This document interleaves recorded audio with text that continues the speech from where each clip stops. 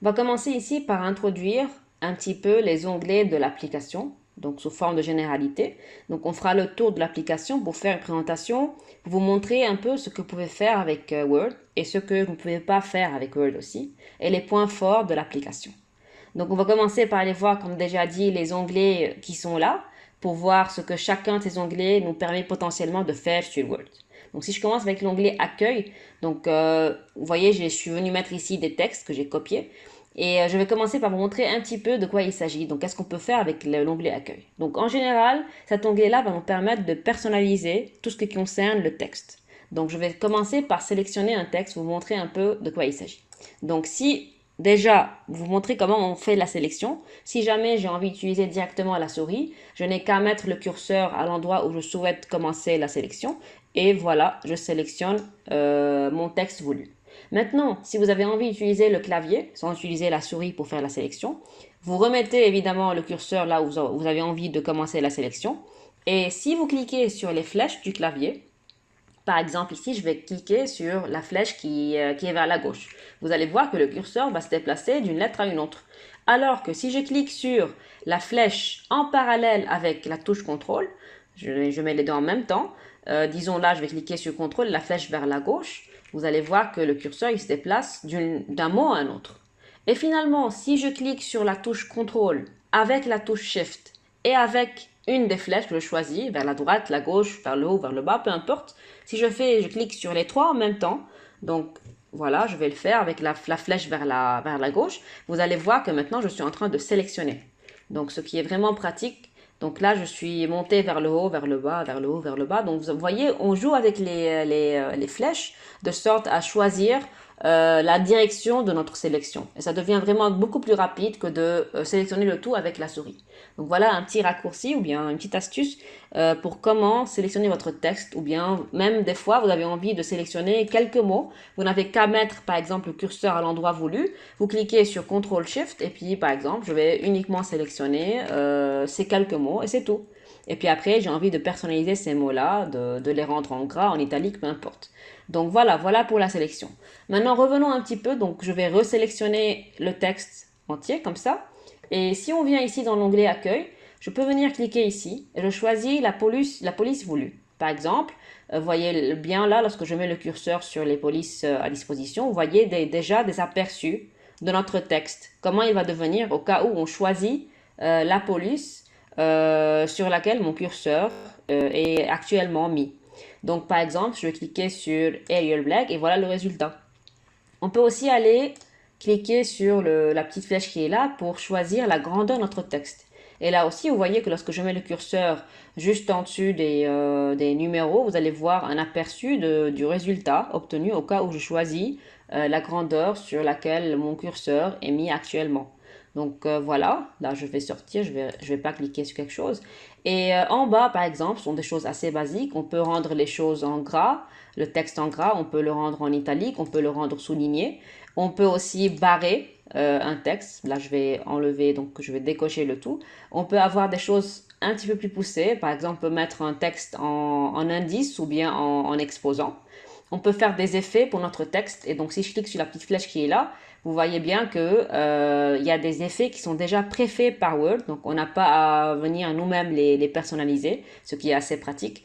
Et vous voyez d'ailleurs, comme d'habitude, si je mets le curseur sur un des effets qui sont présentés, je vais voir le résultat, un aperçu du résultat de mon texte sur la page ici. Donc voilà. Sinon, on peut nous-mêmes personnaliser notre propre effet. Et ceci en ajoutant, en mettant un contour, en mettant des ombres, en mettant une réflexion. Donc ça, on va voir ça en détail par la suite. Pour le moment, je suis en train, comme déjà dit, de vous montrer les généralités des onglets. Et on peut mettre un éclat et puis on peut faire plusieurs choses. Ce sont des choses assez avancées.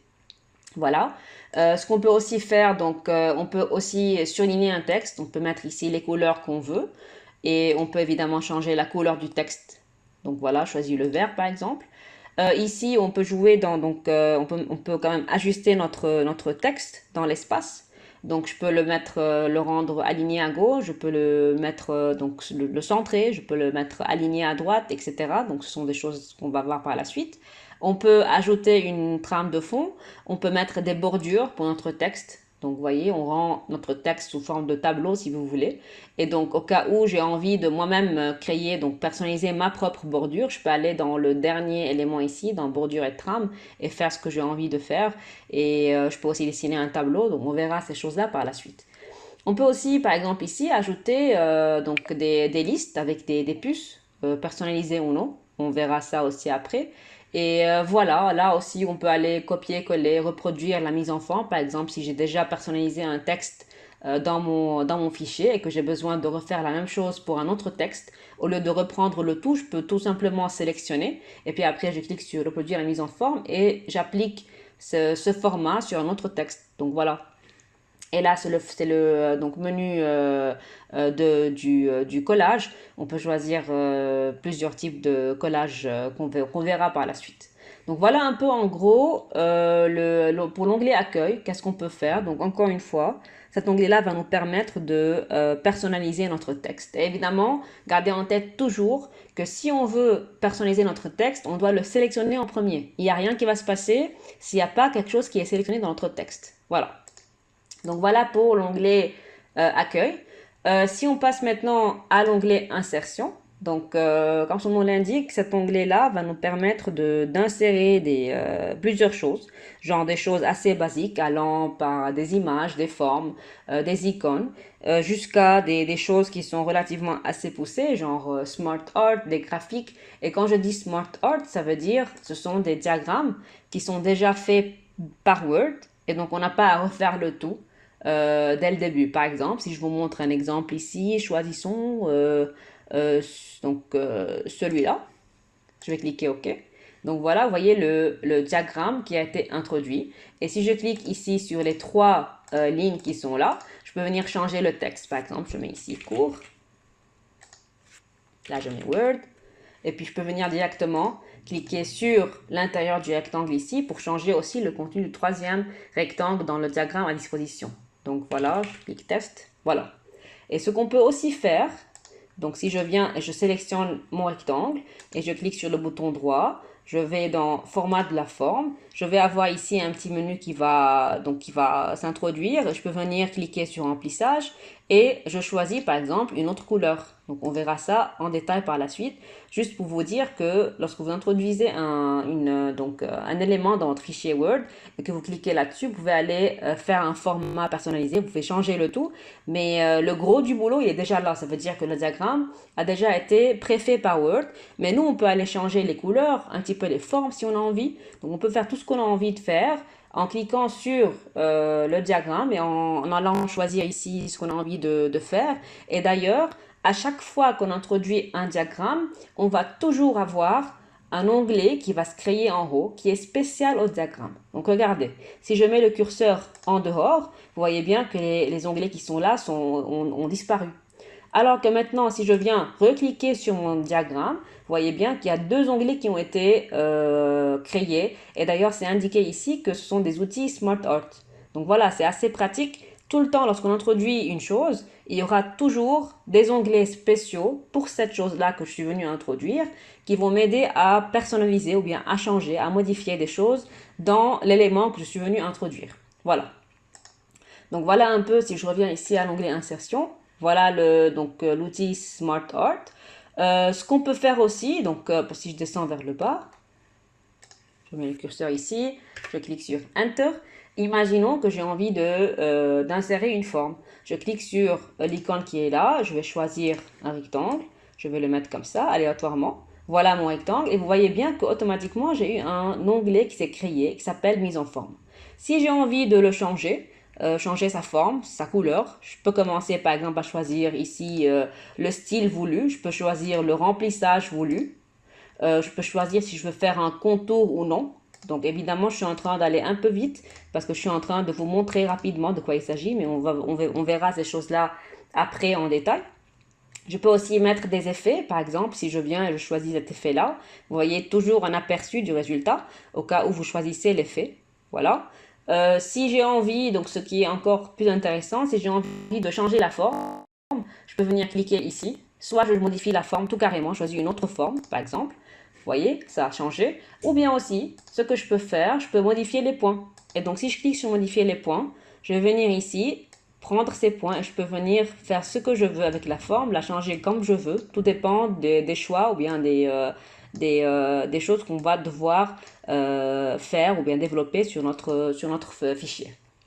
Donc voilà, une fois on clique à l'extérieur, c'est fini, l'onglet il va disparaître et puis les changements affectés pour mon élément vont être permanents. Voilà, si on revient encore à l'onglet insertion, donc voilà, on peut introduire des images, des formes, des icônes, des modèles 3D, des smart art, des graphiques, etc.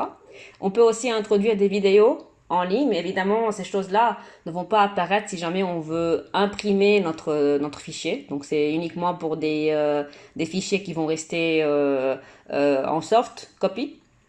On peut mettre des commentaires et des renvois et des signés. Normalement, ce sont des choses pour lorsqu'on a de très grands fichiers, genre des thèses de doctorat ou bien des livres.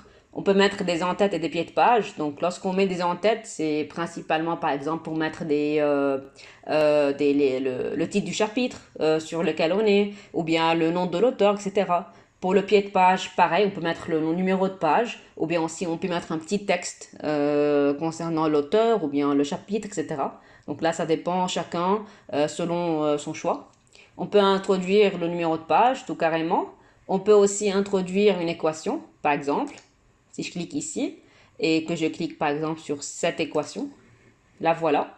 Et je peux venir tout simplement cliquer à l'intérieur et je peux ajouter un numéro comme je veux. Tout dépend de notre équation qui est à disposition. Voilà. Et si je reviens encore, on peut ajouter des symboles. Donc voilà les symboles ici à disposition. Ou bien aussi on peut cliquer sur autre symbole. Et là on peut choisir, donc il y a vraiment une série énorme de symboles qu'on peut choisir. Ou bien je peux descendre ici avec la liste qui est là. Et on choisit voilà les symboles.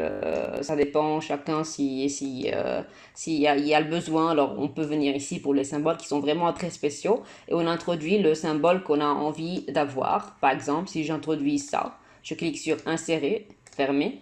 Et voilà mon symbole qui a été introduit ici. C'est l'endroit où était mon curseur avant de cliquer sur symbole. Donc voilà. On peut aussi introduire une signature, tout dépend de notre type de document. On peut aussi mettre des sauts de page. On peut introduire une page de garde pour les mémoires, pour les livres, pour les thèses de doctorat. Tout dépend encore une fois du type du document qu'on a. Et donc voilà un peu en gros pour l'onglet insertion, les tableaux et les liens. Et donc il y a vraiment beaucoup de choses qu'on peut introduire. C'est un onglet qui est assez intéressant. Et on peut aller des choses basiques jusqu'à des choses assez intéressantes et assez poussées. Donc voilà pour l'onglet insertion.